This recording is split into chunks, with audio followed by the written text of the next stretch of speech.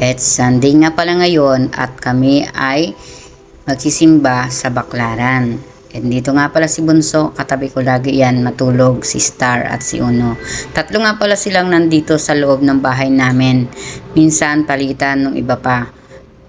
Tatlo lang kasi yan dapat na lagi naming nilalabas kailangan.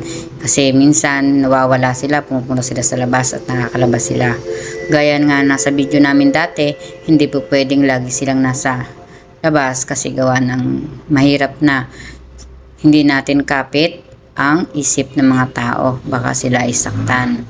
Kaya naman maaga akong babangon upang ihanda ang kanilang naglulugaw nga pala ako para ipakain sa kanila. At ito nga pala ang pit snack at ang cat snacks ang nilalagay ko sa mga pagkain nila.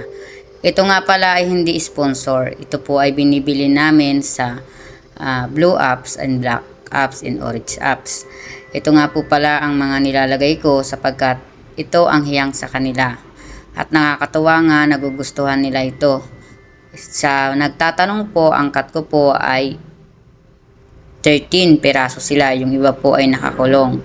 Siya nga po pala, yung kumakain na yan ay si Uno. Talagang ganyan talaga yan. Gusto niya pag naghanda ako ng pagkain, gusto niya laging nandyan. Siya nga po pala, may kalahok din po yan ng konting repolyo. At meron din pong konti na 3 pirasong ulo ng manok. Nilalagyan po talaga namin yan para may lasa kahit papano. At syempre, ilalagyan ko rin po ito ng Pam-Nams na happy type na pwedeng-pwede sa mga pusa ninyo. May chicken liver po ito at may beef flavor. At ito ay mabibili din sa Orange App at sa Black Apps na pwede nyo pong i-check out. Nandyan lang po ang link sa aming sa comment section. Nilalagyan ko po ito para mas malasa ang kanilang pagkain. Hindi ko na po nabidyohan ang pagbabahog sa mga pusa kasi minadelay ko na kasi kailangan naming umalis papunta Baklaran. So ito nga pala ang way namin papuntang Baklaran. Sumakailang po kami ng love bus na galing ng Valenzuela at nagbaba kami dito papuntang Molopecia. Pag after noon, nilakad lang namin ng nasa 30 minuto papunta dito sa may Baklaran sa simbahan. Every year talaga nagsisimba ako dito kasi medyo malayo to sa amin sa Caloocan North, kaya ang ginagawa ko ay minsan nasa Quiapo Church lang ako nagsisimba kasi mas malapit-lapit yon. Itong Baklaran ay malayo-layo. Kasama ko pala dito ang aking Diyosawa. Syempre, sa pagsisimba, kailangan palagi kayong nagsasamang mag-asawa para kahit may problema man, ay tayo ay sama-sama pa rin sa hirap at ginhawa daw.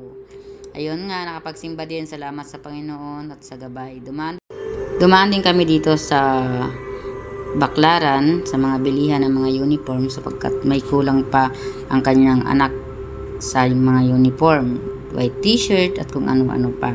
So sumakay na rin kami ng MRT papuntang Monumento sapagkat kailangan na namin umuwi kasi may home service massage nga ako. O diba, ang auntie nyo napakasipag, diba, walang diop-diop yan pag linggo. Sayang naman kasi kung hindi ko pupuntahan yung patient o yung client kasi lagi siyang nagpapabook sa akin noong time na talagang nag-home service lang ako. Ngayon, may full-time job kaya ako, kaya talagang Sunday lang ako available ng home service.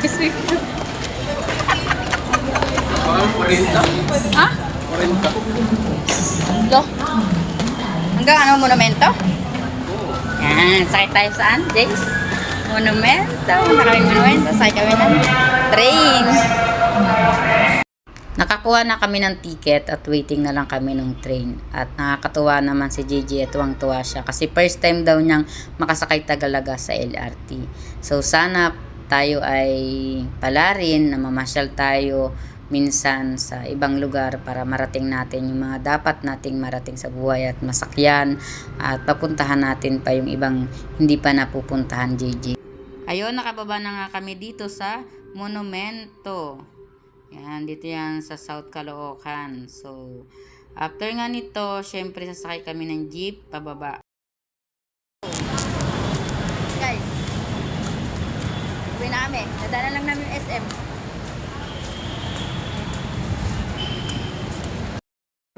Ayun na nga, nakasakay na nga